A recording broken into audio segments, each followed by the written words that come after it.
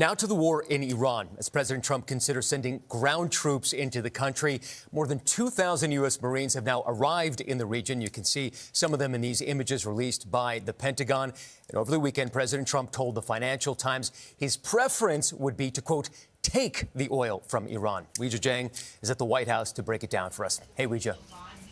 Matt, good morning to you. Good morning to everybody. Clearly, President Trump is not ruling this out, even though from the very first strike on Iran, the White House has always said he wants to keep his options open. It was just 2 weeks ago that he said he was not putting troops anywhere. This morning, that's clearly not the case. With Marines in the Army's 82nd Airborne Division amassing in the Middle East, President Trump on Air Force One wouldn't say if troops will head into Iran.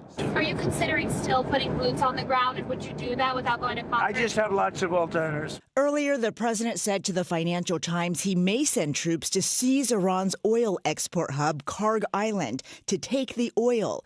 But he acknowledged that would also mean we had to be there for a while. And the White House did not deny a Washington Post report that the Department of Defense is preparing for weeks of ground operations, saying it's the job of the Pentagon to make preparations. It does not mean the president has made a decision. Democrats and a growing number of Republicans in Congress are voicing concerns. We cannot have American troops on the ground in Iran. This is going to be such a risky operation. We don't want troops on the ground. And I think that's a line for a lot of people. House Majority Leader Steve Scalise wouldn't say whether the president should consult Congress before making a decision.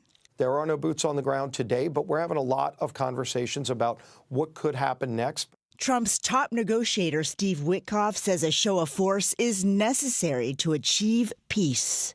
Without pressure, you never get anybody to the table. And in this case, we're employing a lot of strength. We have a big fleet there, and yet we're prepared to solve it with a diplomatic solution. Last night, President Trump said the U.S. is doing extremely well with negotiations, but added you never know with Iran because even when making a deal, quote, we always have to blow them up. Meanwhile, the war continues to take a toll on the U.S. economy. Gas prices remain high, about $1 more than just a month ago. Matt. Thanks, Weijia. We appreciate it.